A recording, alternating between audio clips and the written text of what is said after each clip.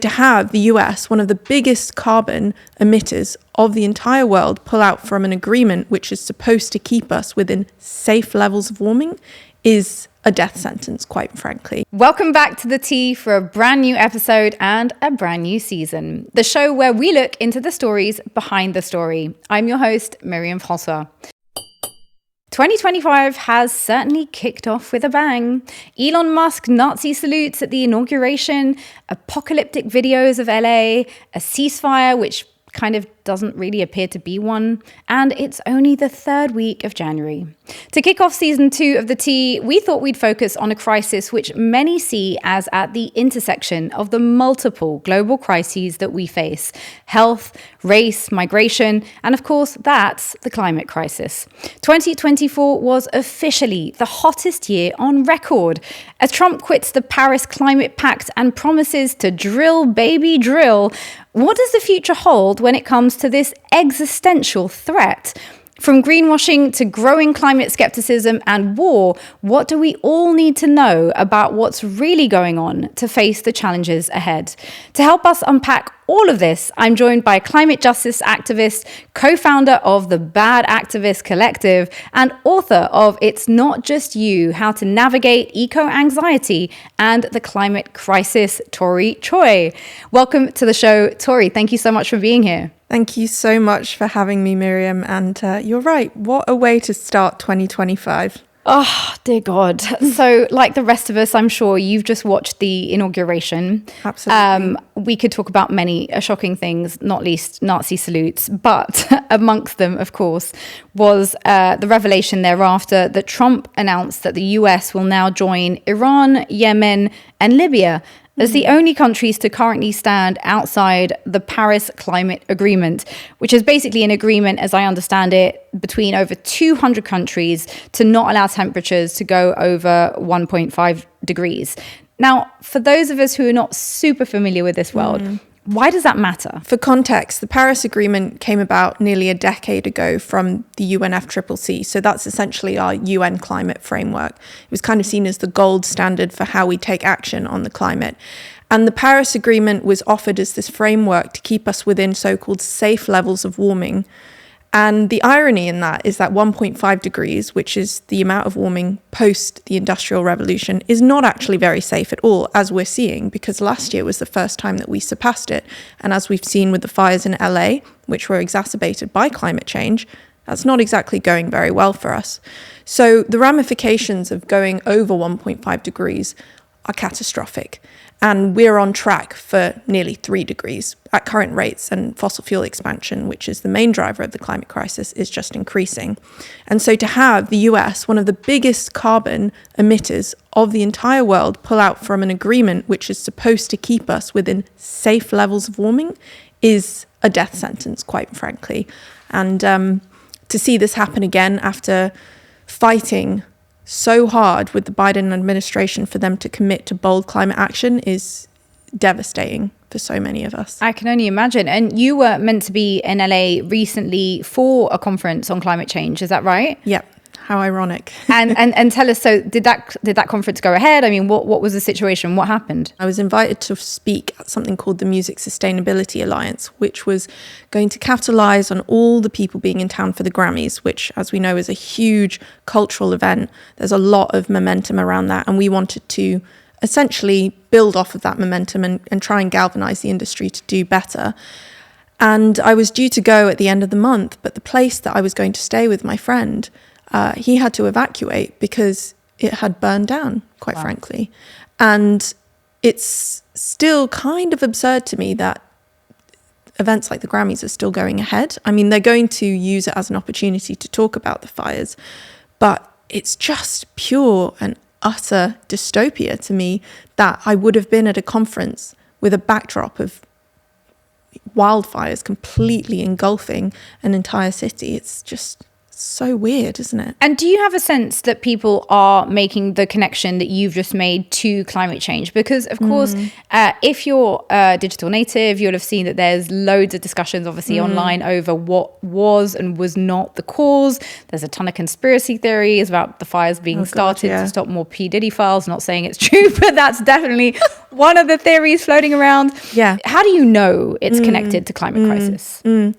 So the science is undeniable, and we've had top climate scientists come forward and say, look, these fires have been exacerbated by climate change.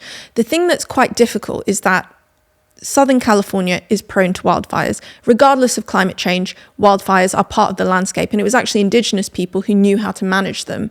And I think it would be a disservice to say that fire isn't part of the sort of ecosystem of life in that area. But what isn't normal is how much it's exacerbating, how much people have moved into the area, completely decimated natural ecosystems, denied indigenous knowledge, and created a sort of environment that is even more prone to these catastrophic impacts of wildfires. Now, when it comes to the discourse online, there is a lot of misinformation, unfortunately, that doesn't help with the current president and the sort of lies that he's perpetuating about climate science and therefore climate denial. But it is undeniable, and I am starting to see the connections. It's just a slightly, how shall I say, a bittersweet thing, because as a climate campaigner who's been kind of shouting about this stuff for years, people finally waking up to this realization when it's decimated people's livelihoods feels so tragic, because it shouldn't have to come to that. We could have prevented this, you know. And so, yes, people are waking up to it.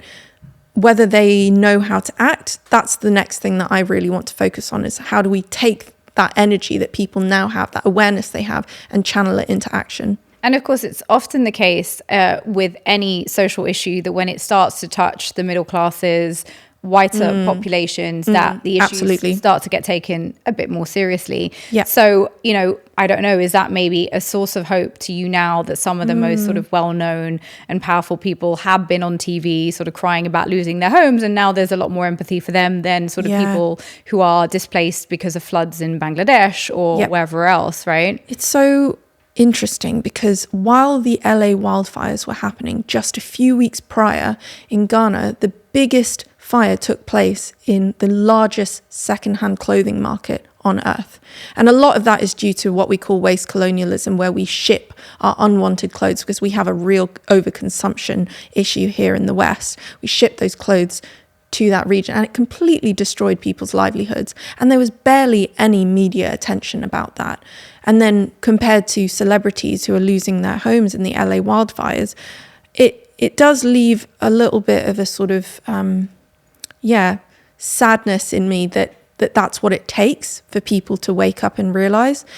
So on the one hand, it makes me feel slightly sort of disgruntled at the state of the world and the powers that play, but we've got to work with what we've got here. And if that is going to spur on some sort of consciousness in the ruling class, who might now suddenly realize that nobody is safe when it comes to climate change, then we're going to work with that. Though I'd like to caveat that a really good analogy for how I look at climate change is that while, yes, we're all in the same ocean, some people have mega yachts and some people have dinghies, and they're on the mega yachts. So, you know, that's why Wasserman, who's one of the sort of big dogs in the music industry, tweeted, can I get a private, fire service to come and put out the fires that are in my neighborhood because I want to preserve my home? That's not the world I want. The world I want is built on mutual aid and making sure that everybody has access to those resources. Yeah. So that in and of itself speaks volumes. Although given the current US administration, I don't know if you're going to find that reflected in the current policies, but we will dig into that a little bit more. Before we do, I want to ask you about this notion of eco-anxiety, which of course is in the title of your book. In your book, you write that eco-anxiety is more loosely defined as a chronic fear of environmental doom and a popularized catch-all term for those whose mental health is being impacted by climate change. So tell us a bit more about eco-anxiety and why you wanted to write a book about that specifically. Yeah. So I spent the last decade kind of organizing in the youth climate space where eco-anxiety is rampant. I mean, I think the majority of us really struggle with our mental well-being when it comes to doing this sort of work and also bearing witness to what's happening. And I think it was something like 60% of young people who were interviewed from all around the globe said that the future is terrifying. And that in and of itself says it all. And when it came to wanting to write a book about eco-anxiety, for me, it was this, as I mentioned in the book, a popularized term, but there was so much that was not reflected in the mainstream, which understands the nuances of an experience like eco-anxiety and other mental health issues. And I often joke quite fondly that the book is a bit of a catfish because it has how to navigate eco-anxiety on the cover, but it's not actually about how to cure eco-anxiety. It's actually a sort of deep dive into the systems that have created the climate crisis, and that eco-anxiety is merely a symptom. It's not actually something that I think stands on its own. It's something that's very deeply embedded in capitalism, colonialism, and systems of injustice. And one of the things that I really wanted to do with the book was highlight perspectives from the global south that often get left out of the conversation, and perhaps allow people who adhere to the more liberal discourse of environmentalism to realize that it's not just the future. There's catastrophic climate impacts happening to people right now. And it's often, for instance, indigenous people who have been bearing the brunt of trauma at the hands of climate injustice, but they don't get that airtime. So how do we create conversations about well-being to understand how the system's at play and make sure that those who are most marginalized aren't left out of the conversation? And you talked about the idea that your mental health and that of many of your peers has been impacted by bearing witness to the information that you were trying to disseminate and get out there. Sure. I want to ask you a bit more about that, because I was reading that by the 10th of January, the world's richest 1% had already burned through their fair share of the global carbon budget for 2025. And that if we don't cut half of global emissions by 2030 to remain within that critical 1.5 you were talking about, that we would lose half of the habitats on our planet, including insects and plants. I mean, is it eco-anxiety or is it just reality? Right. That's a great question. I interviewed a Bahamian climate justice activist, and he said in the book, it's not eco-anxiety, it's eco-survivalism.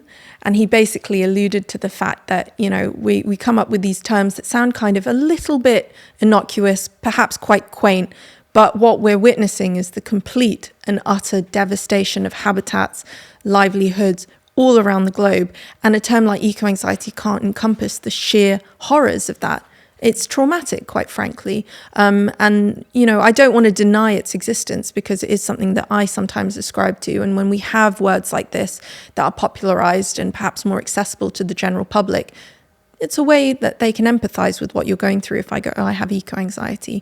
But when I'm in spaces which understand the depth of this crisis, it's, I'm traumatized. It's just frankly. reality. And do you feel like the rest of us, those of us who are not actually in the depths of eco-anxiety, are just not really fully aware of how bad things are? Perhaps. Maybe, but I also feel like there are people who operate at the intersections of different justice issues who are bearing witness, for instance, what's happening to Palestine, and they see the horrors of the world. I wouldn't necessarily attribute that as eco-anxiety, but they're understanding that there's a real depth to our pain of witnessing what is happening, bearing witness to this world. And so I think I'm more likely to actually be able to connect with people who understand the sheer horrors of those systems, as opposed to people who go, oh, I'm just a bit anxious about the future because of climate change. Makes sense. I mean, you say in your book, many of us in the climate justice movement believe that because this crisis is deeply tied to systems of oppression, that focusing only on the science feels like a disservice to the communities who've long borne the brunt of these inequitable systems. I mean, can you tell us a little bit more about that? And I guess particularly in the context of the fact that discussions around climate change do seem to be, and for rightful reasons, right. Science-based, because people need to understand that there are facts and research that have gone into, you know, the arguments that people are making for the changes that need to occur. But there's something that we miss when we just focus 100%. On that. Tell 100%. us. What's really interesting to me as someone who's been communicating this crisis for a while is science was my toolkit. I came from a scientific background. I was in academia. I dropped out of a PhD to pursue science communication. And it was at that time where I started thinking, okay, well, maybe if I just communicate the science and don't go into research and use that avenue, people will start listening. And over the years, I've realized that when I communicate the science, it only speaks to a very specific subset of people. I remember going to a TED talk a few years ago, and this Pakistani journalist was talking about the catastrophic floods that happened a few years ago. And she used this example to illustrate just how bad it was. I mean, you can talk about how, 2/3 of the population were impacted by climate change. That's a statistic. But she talked about how the flood levels reached the top of a telephone pole. And that for me was visual. Right. That I could really understand. And I was walking in the streets of London and I saw the top of a lamppost and I thought, oh my God, that's how bad the flooding was. And so from that point onwards, I really started thinking, okay, how do we talk about this? I still use the facts and the figures. I go into a lot of spaces which that's the language they speak. But at the same time, it does do a disservice to people whose understandings of crises isn't rooted in science. I mentioned indigenous communities. I've worked before with the Arahuacos of Colombia and the Sierra Nevada. And one of the things that was so fascinating to me is when I was speaking to some of the elders, they foresaw the Earth's changes longer than I'd been alive.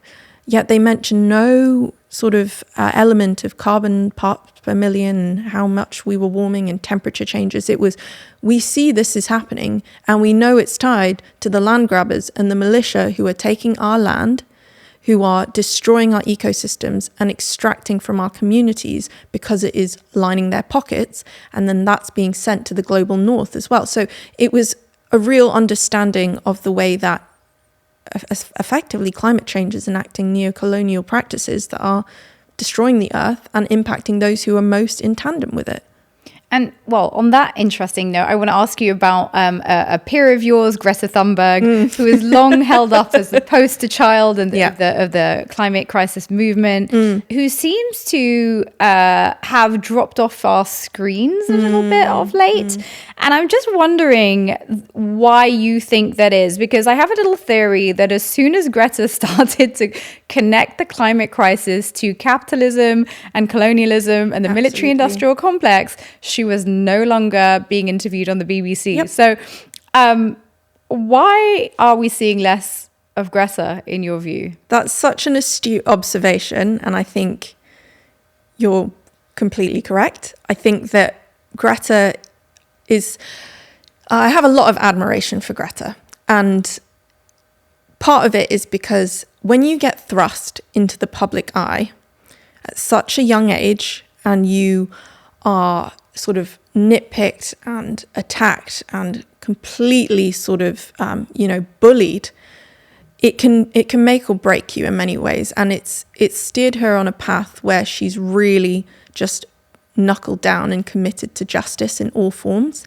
And so many people can sell out in that space. Absolutely. She hasn't. When she started making the connection between capitalism, colonialism, the genocide that's happening, all of these different forms of oppression that we're bearing witness to specifically and more often than not in the global south, she did disappear from mainstream media.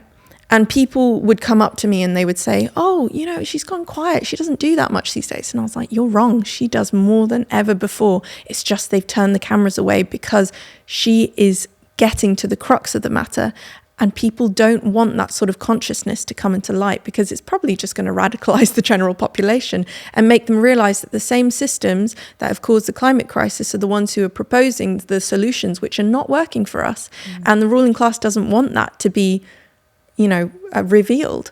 And so I think that when she does talk about these sorts of things, people criticize her even more. And when it does come into the media, I remember, I think it was back in, when was it? 2023. She did a talk at South Bank Centre for her book launch. And so we went along and she started talking about capitalism. And I remember none of the other things that she said in that talk were talked about in the media. It was just that one thing, Greta's gone full on woke, communist, lefty mad, And I just thought, my God, yes. They're obsessed. They're obsessed with tearing down these sorts of views and mentalities. But hats off to her because, she's a good comrade. And of course, I personally knew that the minute she donned a keffiyeh that she was no longer going to be given the same level of platforming as she previously had. And I think that's to be noted too. Is it possible to be a climate activist and not be anti-capitalist? Good God. I think it's possible to be a climate activist, not a climate justice activist. Interesting. So this sort of delineation there is that people who advocate for a planet that is sort of perhaps considered more green, whatever green means to you, they might come up with green technological solutions, which in my opinion are just complete farce. And I can get into that in a bit. Oh, we will. Yeah. But, activism is actually low-hanging fruit. And this is something that I wrote about in the book. It's just enacting social change, whatever that looks like. It can be advocating for any theory of change. It can be advocating for any sort of direction of change. And for me, what is perhaps a little bit more nitty gritty and a bit more difficult is when you advocate for justice and you organize around justice. So justice for me is understanding the systems of oppression that have created the climate crisis and understanding who's most impacted and who's most culpable. And unfortunately, capitalism is antithetical to justice. I mean, it is built off of exploitation and extraction. It is built off of exploiting racialized peoples and their resources. It is built on accumulation and this completely farcical idea of infinite growth with finite resources on a planet that is struggling, quite frankly. And I think that when people try and say that we can create a solution using green capitalism, they seem to just skirt around the very fact that this is capitalist realism at play. It's capitalism creating solutions for the problems that it's created, and it's not going to bring about the change that we need. I mean, people are talking about carbon offsets and green vehicles and all of these things, and these solutions are being rolled out. And I'm not necessarily saying that we shouldn't pursue some of them, because I know that, we've got to tackle this from all avenues, but it is really going to take a complete system overhaul to stay within 1.5, if we're going to use that as a benchmark, to make sure that people's lives are, intact, that our ecosystems are habitable. Climate justice is the way forward, in my opinion. And so just to push you on that little bit, so how hard of a sell is anti-capitalist climate justice to the younger generation? Because, to the younger or older generation, like we've all grown up with, consumerism at our fingertips. Like we just order anything immediately and it's here the next day. We're all used to trends. We're all used to swiping and buying. And so how do you sell the notion of climate justice to a generation who have inbuilt capitalism in our DNA, right? Sure. There are some caveats to it, which is, I think that when you live in a neoliberal capitalist society, there is a lot of emphasis on individualism. And that comes down to the way that we preserve ourselves over our communities, but also the way in which we think change comes about. And so that means that people think that they are most responsible for the climate crisis and they're most responsible through their consumer behaviors. I don't deny that the middle class, for instance, has such huge consumer power and can create change through their behaviors. But when you think about the amount of money, for instance, the fossil fuel industry has spent lobbying politicians to make sure that they continue with fossil fuel extraction, even though we have the technology and the resources to commit to a just renewable transition, then you start to unpack that, it's not as simple as I'm just going to go and buy my, metal straw, or I'm just going to buy my electric vehicle. I don't deny that overconsumption is glamorized and we need a rapid culture shift, but overconsumption has been perpetuated by the systems that be. We are sold this idea that this is what it means to be successful, to be happy. And when there are that many people partaking in the system who feel like it's inescapable, that warrants further analysis. And so my sort of plea to people who are so self-critical of their impact is to dig a bit deeper, to ask, why is it that it's impossible to be perfect in a highly imperfect system? And who's actually responsible, like really responsible for that? And how much power do we actually have compared to the likes of Elon Musk, Jeff Bezos, Richard Branson, these billionaires who are part of that 1% who completely blew through our carbon budget and are I mean, a really good example I use in the book is the ex-CEO of Shell, Ben van Beurden, who once had a go at his private chauffeur for eating strawberries out of season. Right? Wow. Yeah. I mean, I'm glad it's on his mind. Let me ask you about COP, because for those who aren't familiar with this world, this is touted as the conference in which the climate crisis will, find some kind of global consensus, right, in order to address it. And a few years ago, you actually sailed across the Atlantic. Oh God, yeah. Many eons ago. To attend one of the COP conferences. For those of us who've never attended COP and who might be a bit skeptical about what actually goes on there, can you tell us a bit about what happens in these conferences and whether you believe they are actually the site of change? So 2 things. I've mentioned I've been working in this space for the last decade, and I still don't fully understand what goes on at COPs. And that says it all, really. Someone who comes from a background in climate science, who works at climate policy, going into these spaces, walking around feeling completely befuddled. If I can't get it, what makes you think that the average person will understand what goes on? And I think that's intentional. I think that they do that on purpose so as to perhaps, I mean, we can talk about who sort of runs the COPs and who has the most power in them. They have vested interests. A lot of them are part of the fossil fuel industry. It's on purpose that it's confusing. So who are the people behind COP? And you mentioned the fossil fuel industry. Obviously, we know that at least 132 oil and gas companies, senior execs and staff were invited to COP29 summit. So who runs COP, and why are all these fossil fuel lobbyists at COP? So the COP stands for Conference of Parties, and it's part of the UN's climate processes. It's a conference that happens every year. A lot of people would say that COPs are actually more about publicity, and what happens halfway through the year in Bonn, Germany, the intersessionals are where the sort of real meaty stuff happens, the real policy stuff. COPs happen every year, and each year they have a different sort of topic that they want to focus on. This past COP, they focused on what we call climate finance, which is trying to take money from those who are most responsible and give it to countries who are least responsible, who are going to be most impacted. So naturally, global north countries to global south. And in many ways, a lot of us were very critical because civil society were asking for trillions of dollars to adapt to climate change. And they came up with 300 billion, which is measly compared to what they actually need. And that is a figure that would be provided each year to countries in the global south until 2035. And that would also be in the form of loans, not grants. So there was a lot of issues with that. And so just for people, just to make that really concrete. So that would be countries, would it be countries like the small island nations like Barbados, who are at risk of actually disappearing? I don't know how many people realize this, but Barbados could no longer be with us in years to come. And my understanding is that there have been calls from the Barbadian leadership for there to be a cancelling of the national debt. Right, in exchange for those countries spending that money that they'd be spending on the debt on preventative measures against climate change. So what's been the response to proposals like that? It's not been positive from countries in the global north, that's for sure. And one of the arguments that keeps coming up is we don't have the money.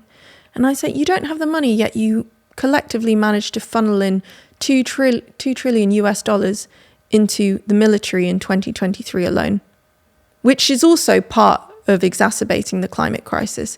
Right. It's not about that they don't have the money. It's about whether or not they want to actually create change and implement that. I mean, we're so obsessed with war, quite frankly, and it's part of the problem. And people aren't, taking this crisis seriously because they're focusing more on geopolitical interests and their own selfishness than the livelihoods of countries that are literally, as you mentioned, sinking. So do we have a situation where the national interests of certain major polluters, presumably we're talking China, we're talking the US, like the two big ones, right, are sort of ignoring the peril being faced by other nations because it's not affecting them directly? Well, I mean, it is affecting them, but it's for me, I'd also kind of like to jump in and say that I tend not to put the US and China in the same boat. And the reason for that is because when it comes to industrial carbon emissions, China is actually far lower on the list.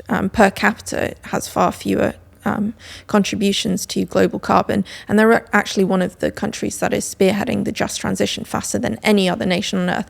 That's not to say that they don't have culpability. I mean, they're expanding coal. Yeah. But when we are actually looking at the top 5 big polluters, that's Norway, Australia, the UK, US, and Canada. And when I say big polluters, I mean the ones who are rapidly expanding fossil fuel production. Right.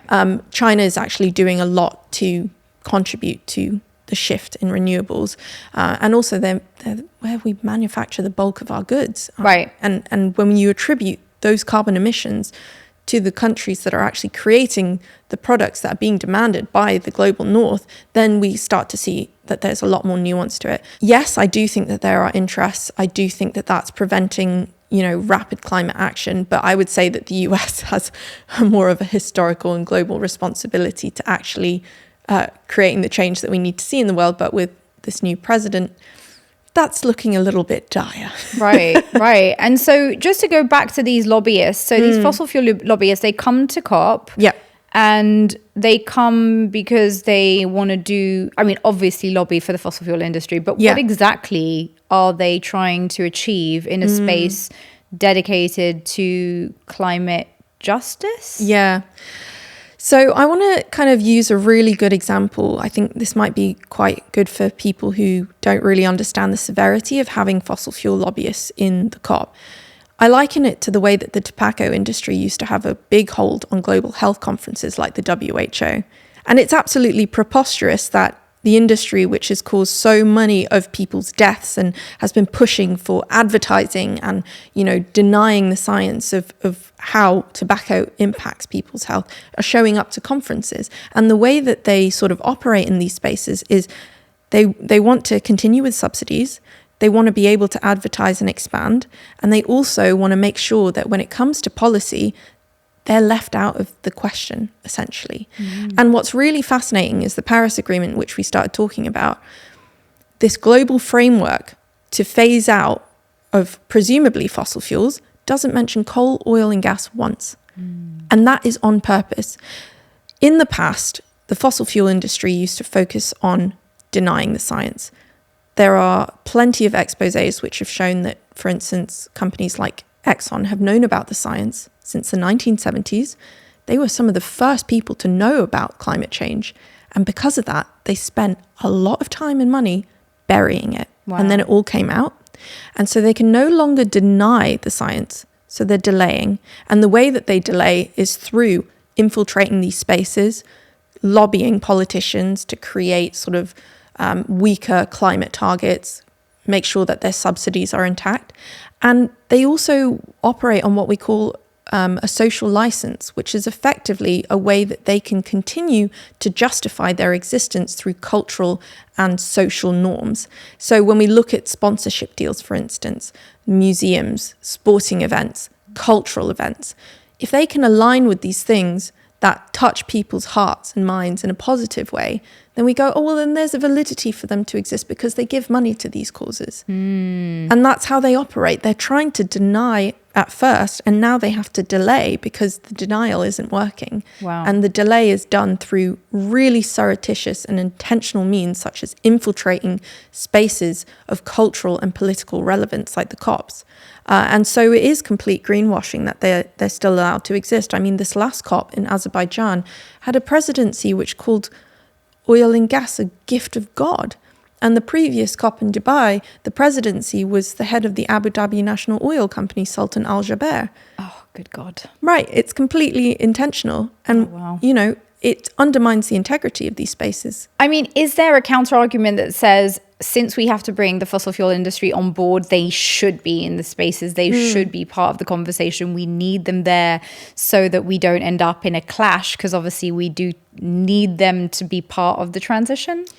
There is an organisation I work with in the UK called Uplift, which is behind a campaign called Stop Rosebank, which is trying to shut down the Rosebank oil field in the North Sea. And the head of the organisation is this phenomenal climate lawyer called Tessa Khan, whose words stick with me every time I think about that question. And she says it's rarely the incumbent industry that disrupts itself. Yes. So as much as I do think there is validity in having them understand the implications of their actions, I don't think they're the ones who should be spearheading the change. Some people might say it's unrealistic and radical, but I don't think these organizations should exist. Yes, in an ideal world, that would be the case. Unfortunately, they are the ones with the most resources and probably are going to be the ones who spend perhaps more money on renewables. But proportionally speaking, I don't think that's going to be the case. But again, I just don't think we're going to get the change that we need and want to see from industries that have profit at the center of their existence. And a really good example of why I think that's, the case is Shell had these internal marketing documents that came up which said that they wanted to use offsetting in order to expand.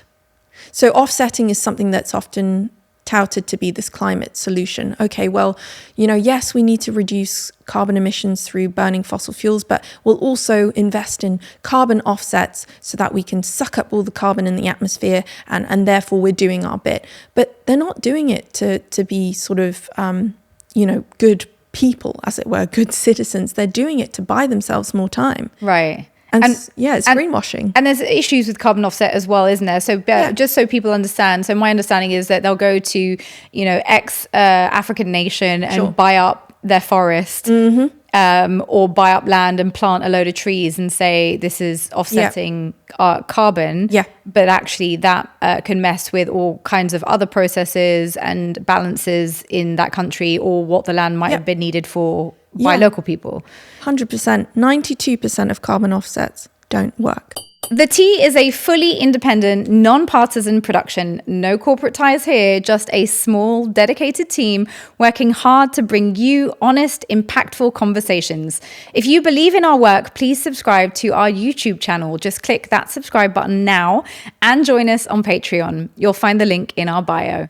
I also want to ask you about war, because obviously this last year has been a year filled with the absolute horrors of war, from Ukraine to Gaza. And a study last year revealed that in just a few months, the carbon emissions of Israel's assault on Gaza exceeded the annual total of over 20 climate vulnerable nations. Yeah. So clearly war has a huge impact on the climate. Do the weapons industry, the arms industry, the military industrial complex also play a role in challenging climate justice? And tell us a little bit about the connection there. Look, I think that the military industrial complex is very much at the heart of so much of what is wrong with the world and why the climate crisis is taking place. I mentioned $2 trillion, which have been funneled by countries in 2023 into the military. The wildfires in LA are estimated to have cost about $50 billion in damage. Yet the US, just before Biden left, funneled another further $30 billion into funding Israel's army. It's all part of the problem. And something that doesn't get spoken about enough is the fact that the US military is the single biggest industrial carbon emitter. I don't see that being spoken about in UN spaces. I don't see that being spoken about in climate spaces. And it's hard for me as a climate justice activist because I also feel like I'm trying to appeal to the humanity of others to care about Palestine on the basis of the fact that innocent people are being murdered in completely abhorrent and unjust ways. Yet we have to talk about carbon emissions in order for the climate movement to care. Ouch, that one stung. Yeah. I want to come back to Trump quickly. I want to ask you how the rise of the far right, which is now in power in the US and increasingly in power in various parts of the world, impacts the climate justice movement. For me, the climate Paris Agreement isn't radical enough, but to have someone who kind of withdraws from just that alone, it really sends us back very, very far. what's really peculiar to me, and I'm using Europe as a case study here, is that the German far right kind of gained a lot of support in the recent elections, and there are a lot of assumptions that were being made because a lot of young people actually voted in favor of them, which is quite bewildering to me because young people have typically been associated with progress and climate justice and equal rights and opportunities. And when it actually came to interviewing these young people, what they found was that it wasn't that they didn't care about climate change and they didn't think that it existed, but they'd been so disillusioned with previous governments that it almost became a bit of a pecking order. Who was going to protect their economic interests for the future? And so I think that when it comes to looking at authoritarianism, it's really easy to paint everyone who voted for Trump with the same brush, thinking they're climate deniers, they don't care about these sorts of things. Actually, I think that it's a lot more nuanced.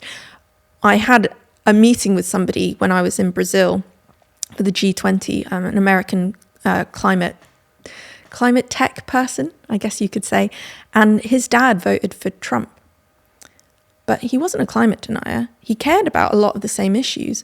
But the reason why he voted for Trump, he was like, well, I've always voted Republican, and I just don't like the Democrats because they just don't say it how it is, and they just, and so it was really interesting to unpack that and to understand that there are so many different reasons why people vote for authoritarian leaders. Absolutely. For me, that's interesting as someone who works in this space, because part of what I try to do is understand how we can get everyday people on board with something like this. And I think one of the challenges is for us to communicate that when we're spearheading a just transition, we want to protect people's economic interests. We want to protect their livelihoods. We don't want it to seem like it's a separate issue. And unfortunately, it's been marketed that way. It's either or. And it's not. It's all part of the same system. Now, authoritarianism on the rise is just absolutely terrifying. And, when it comes to climate, there's so much misinformation, disinformation. We're seeing big tech CEOs buy public platforms. We're seeing, Zuckerberg and Meta talk about removing fact checking. Right. This is all so intentional and it's terrifying, and we should be scared. But I guess my role and my thought process with all of this is like, okay, them aside, how do I actually communicate with people and maybe not go in with this sort of like really, really vigorous stance on climate and go, what is it that you actually care about? Where can we find common ground? And we realize we actually care about a lot of the same things. Right. It's just, how do we frame it in a way that feels appealing? And that's what us and the left have to do. We have to make our movements super appealing and irresistible. We have to make them feel like they can be part of this change, and that it's not just a sort of, echo chamber of infighting. Yeah, or maybe like a privileged space where only people who have the time and the privilege to be able to worry about these issues do, right? Because I suppose you touch on a really important point, which is whether it's in the US or elsewhere, a lot of the time people are voting because of much simpler economic considerations that they are faced with.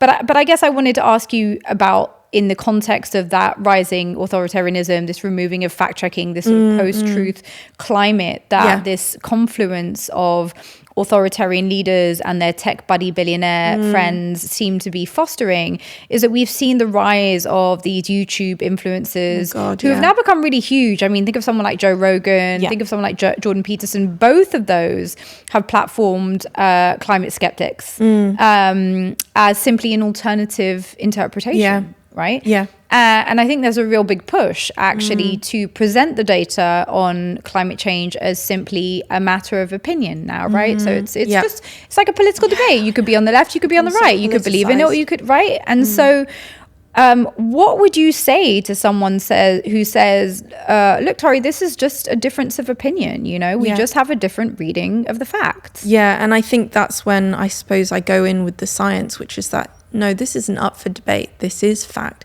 But then again, a lot of people, unfortunately, don't have the sort of scientific literacy to understand why this is the case. And that's why I think some of the work of people working in education is really important, who are going into institutions and schools and making sure that understanding climate is part of the process of getting people to a point where they can go, actually, hang on, that's completely incorrect.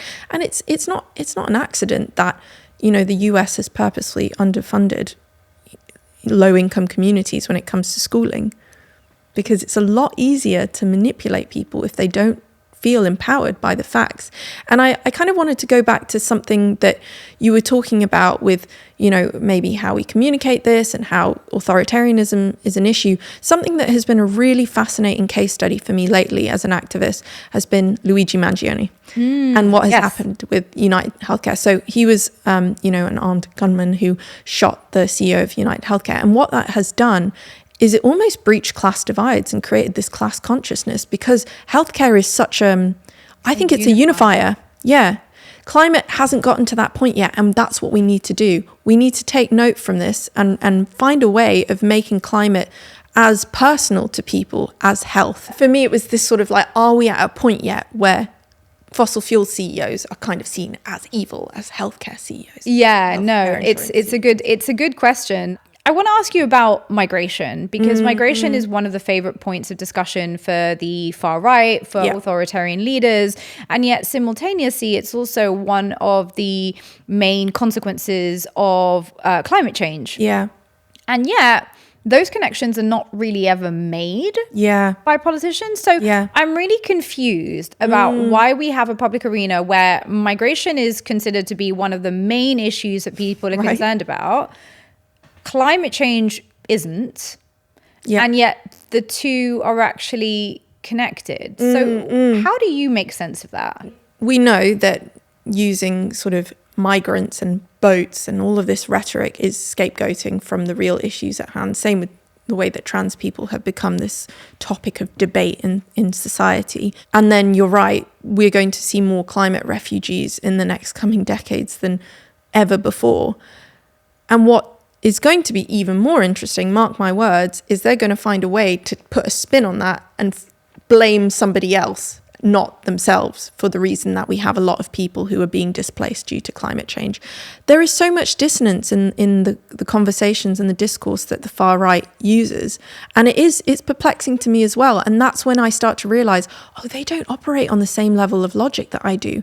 Their minds are working in completely different ways. And so how can I actually make sense of that to perhaps maybe not argue in the way that I've traditionally argued with people who believe in these sorts of things, but create a conversation where we talk about, it's actually really interesting, one of my colleagues talks about protecting what we love instead of focusing on all of these negative impacts. What we're going to lose. Right, and part of the protecting what we love has been such a fascinating strategy because it is scientifically proven to galvanize people more behind the climate than complaining about this is what's going to happen. And one of the things that I work on is something called the Fossil Fuel Non-Proliferation Treaty. And it's such a mouthful. It's based off of the Nuclear Non-Proliferation Treaty. God, I can't even say it. And it's a complementary agreement to the Paris Agreement, which is trying to slow down sort of the expansion of fossil fuels because, as I mentioned, Paris doesn't mention coal, oil and gas. Yeah. And with the fossil fuel treaty, one of the things that has been so pertinent is we have a very unsexy name. So how do we communicate that in a succinct and accessible way?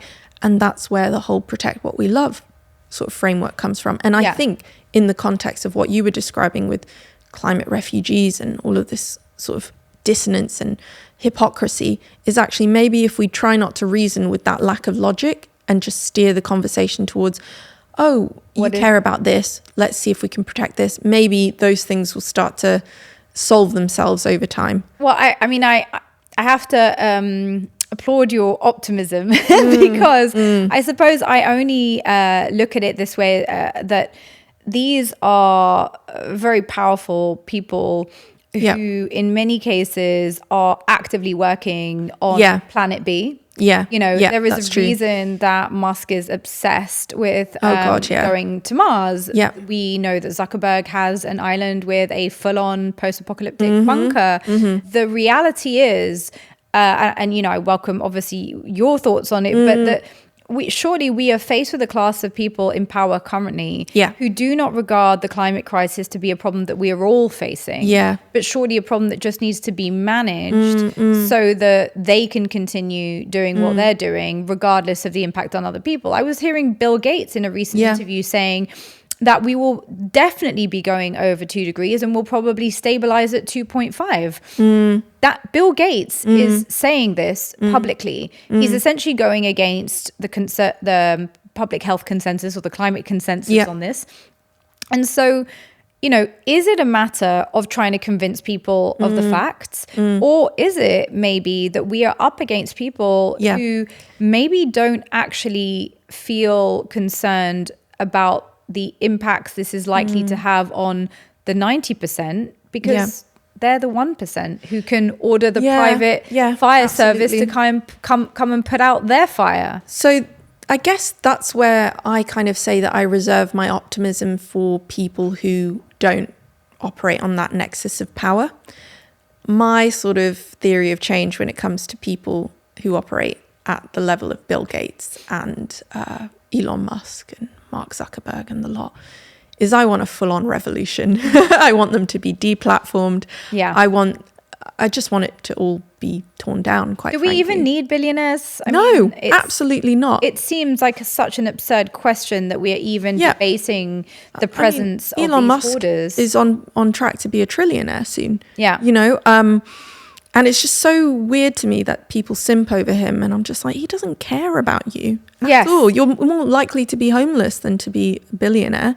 I would like to tear down the billionaire class. Thank you. I want to talk to you a little bit now about one of the debates that we've been hearing from kind of countries in the global south who've been saying that some of the kind of demands to reduce emissions essentially act as a brake on their ability to develop their economies, right? The idea that actually countries in the global north benefited from the Industrial Revolution, from, you know, fossil fuels to fuel literally their growth and their current standing. They, at the time, were exploiting many of the same countries in the global south, and that now they've got their independence, they're supposed to have their own kind of growth, but not allowed to be fueled by the same systems. I mean, what do you say to that argument, which I've heard said many times now?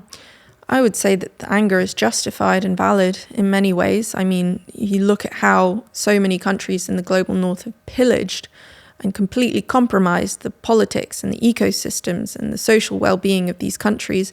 And for them to kind of turn around and go, oh, well, you need to slow down your, you know, expansion of fossil fuels is complete and utter hypocrisy. So I can completely understand that nuance.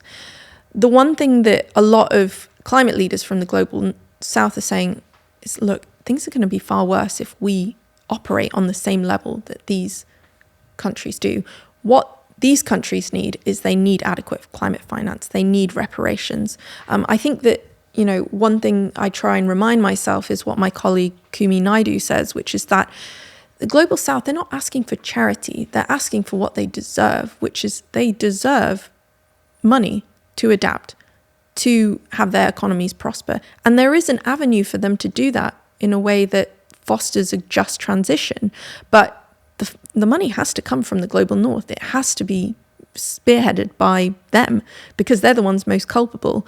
And so my sort of line on it is, yes, completely valid argument, but there is a way to do this that actually ensures the prosperity and longevity of your country in a way that doesn't rely on operating like the global north does. So is it the case that we cannot get climate justice without reparations? Yes, 100%. And reparations need to be seen as an act of obligation and justice, not as charity. And when you say not just charity, can you just expand? So what you mean is that it's not just about saying, oh, we did bad things in the past, we now want to make good on them. That actually the future sustainability of the entire planet kind of relies on us helping these countries ensure that they're less vulnerable to, is that correct? Yeah, and I think charity here is kind of seen as this act of benevolence, not of responsibility, not of culpability, and not of justice. And so when we talk about charity, it's often seen as you're doing something because you're just being good and noble, whereas actually it's a lot darker than that. These are the countries, the global north countries, that have been extracting and have historical responsibility and have created unstable economies and politics in these ex-colonies, for instance. And so I feel like highlighting reparations as a form of justice is going to not give the global north countries the social license that they so desperately want. They want to be seen as good. It's kind of like the white savior trope in and of itself, but on like a state. Yeah. So we talked a little bit about at the start about these sort of individual consumer solutions, the sort of green solutions in the tech world. Yeah. Bill Gates, amongst others, have been backing these solutions to climate change. He recently developed a seaweed-based feed to cut methane emissions from cows.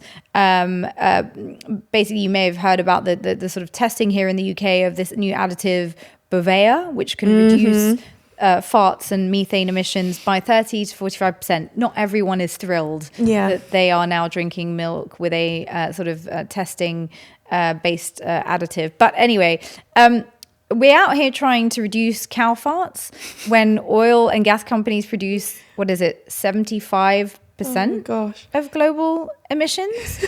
What is going on, Tori? I'm really like, it is a little astounding. It's so funny to me how we try and circumvent issues at the source by just coming up with all of these quick fixes. It's like that analogy of, the bathtub is overflowing, and instead of turning off the taps, we're just trying to kind of block it with some towels or something that's just not working.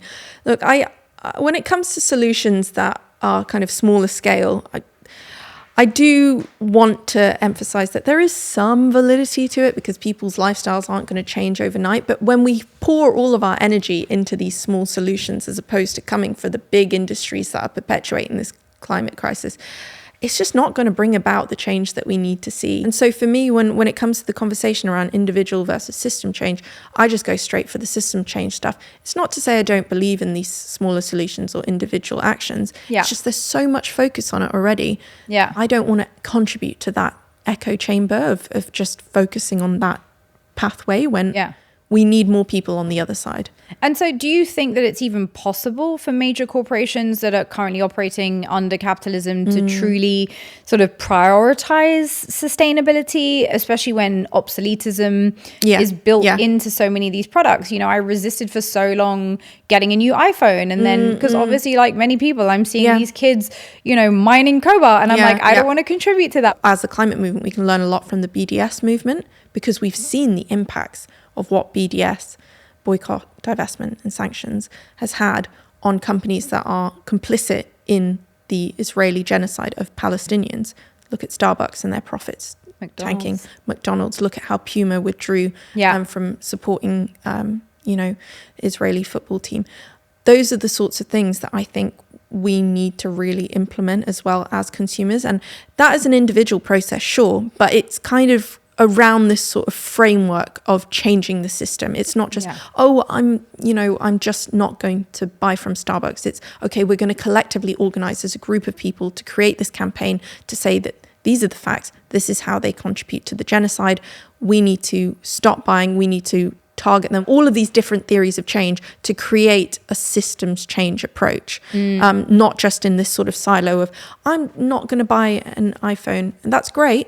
But like, how can you create meaning around that? How can you organize with people to start these conversations, to make it bigger than just your action?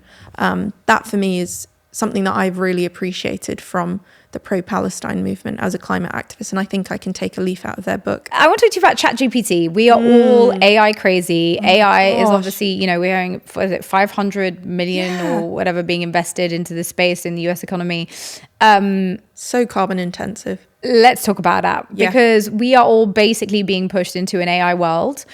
And it feels to me like we're opening another space of hugely damaging impacts on the environment, but we are like heading into that space at 1,000 miles an hour with zero brakes. Oh my gosh, it is so rapid. It's so rapid.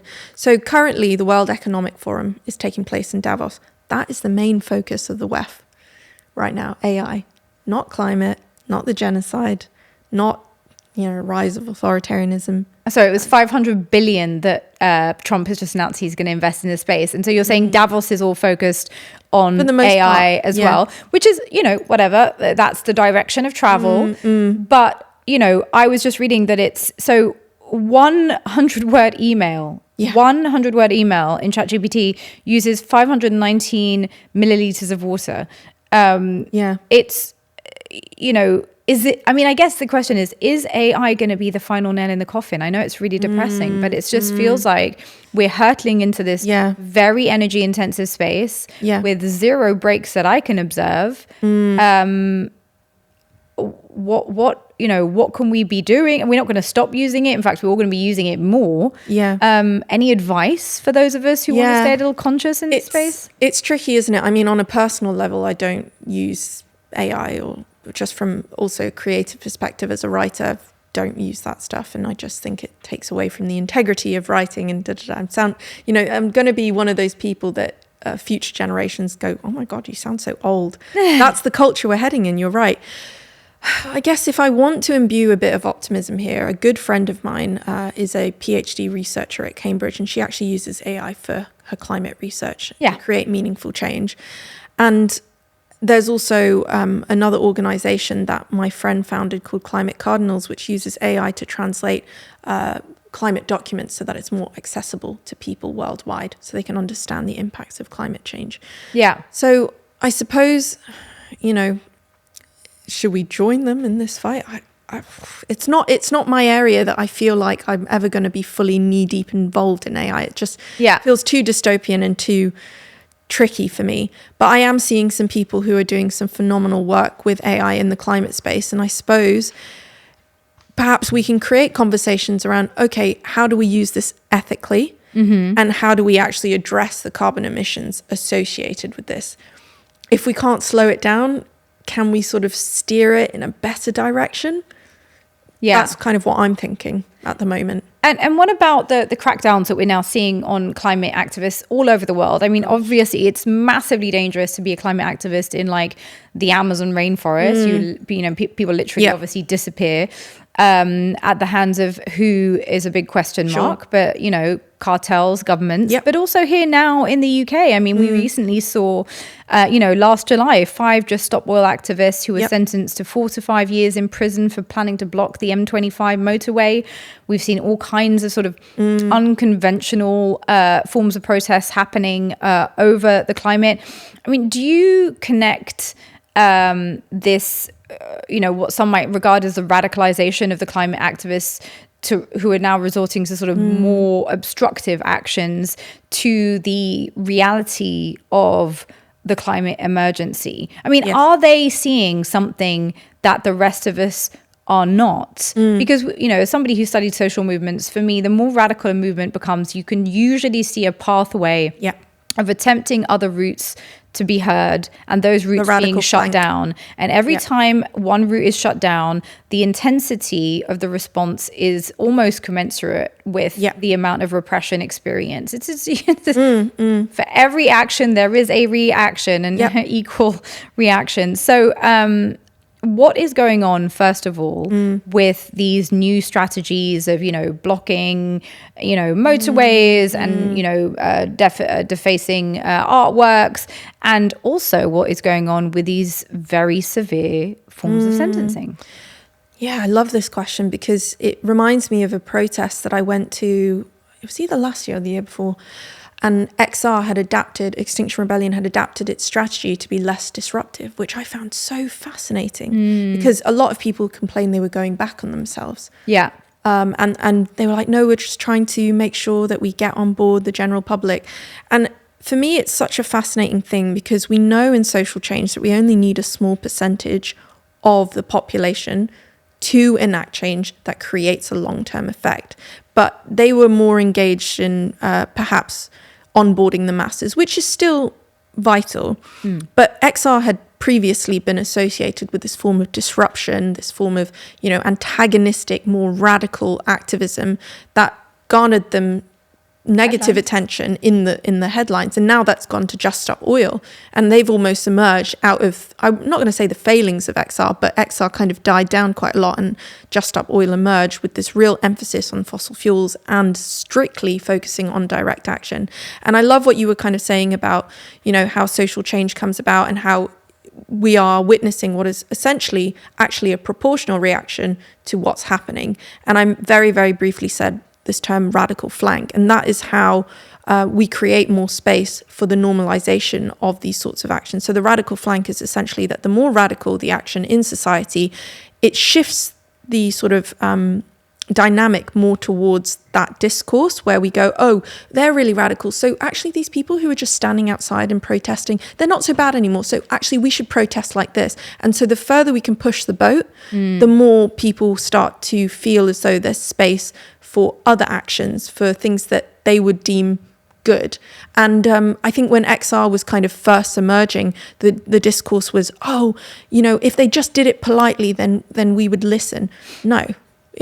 When people did it politely, they just said, well, if they just, you know, signed a petition, then we would listen. So we're pushing the boat out.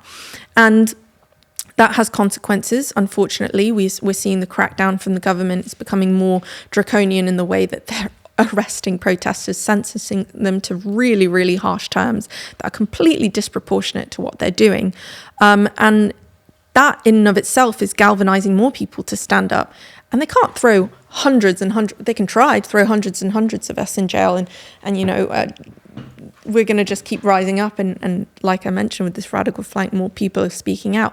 And I remember when that phenomenal sort of action of throwing the soup at the painting went viral, there was so much criticism, there was so much negativity around it. And people said, this doesn't work. Just Stop Oil had thousands of people sign up to join them as a result of that. And the awareness just ballooned. Didn't an art museum just burn down in LA? So I mean, pick your poison, right? I mean, which would you rather? Again, this is more of a sort of retrospective way of thinking, but mark my words, these people are going to be seen as heroes in the decades to come. They're vilified now, but so are the suffragettes. So is anyone. I remember even, you know, way back when I was protesting at the G7 against Israel, this was before the sort of real consciousness around how protesting for Palestinians was, you know, seen as anti-Semitic. Now you can protest for Palestine. You still get branded an anti-Semite by certain people, but I was having everyday people go, you're actually being anti-Semitic. Did you know that? Oh, wow. And so now we're getting to a point where I actually got an apology from someone a few weeks ago who was really critical of me going to the G7 and protesting for Palestinians, going, you were actually right. And I've learned so much. And like, that's what it takes. It takes people to stick their neck out, and then more and more of us can. And so I see this movement just, it's going to be burgeoning. I think that, it'll snowball and we'll get to a point where they can't throw all of us in jail. So more and more radicals are coming. The change is coming. And, I feel it in my bones. And it's unstoppable. Well, 100%. Thanks, Tori. I just want to ask you one last question, which is, if there were three things that you would point people towards who are concerned about climate change, what would they be? Three things. Three things. The first one is the Fossil Fuel Non-Proliferation Treaty. If you're an individual, part of an organization, a faith movement, part of an industry, we can have endorsements on all kinds of levels. Fossilfueltreaty.org is our website, and it's something that you can read up on and support. It's a very tangible and clear path forward. It unites so many people from different walks of society. We have 16 nation states that have endorsed us, many more to come. And it's a fantastic way to actually create the change that we want to see. The second is join a climate organization. I think that it sounds daunting, and it can be if you've never done one before, but it is as simple as going online, typing in your local city climate organization, find a movement, find something that appeals to you, and, you know, join other people, because we're so much stronger when we work together. And the third is just educate yourself, absorb all this knowledge, follow people who are knee deep in this movement, read about stuff that has to do with this, read books from people who operate at the intersections of these many different justice issues, and recognize as well that perhaps even if you're someone who is not strictly a climate activist, but might be an activist in another social justice movement, you are still part of the climate justice movement in my eyes. So, cut yourself some slack and recognize that you're part of the change that we need to see in the world. Amazing. Tori Choi, thank you so much for being our guest today. And of course, thank you to you, our viewers. We hope you enjoyed today's episode. At The Tea, our mission is to bring you the stories that matter. If you believe in what we're doing, please do support us by subscribing to our YouTube channel. And if you're able to, join us on Patreon. Your support allows us to stay independent and to keep these discussions alive. Until next time, stay curious, stay hopeful, and join us next time for more tea.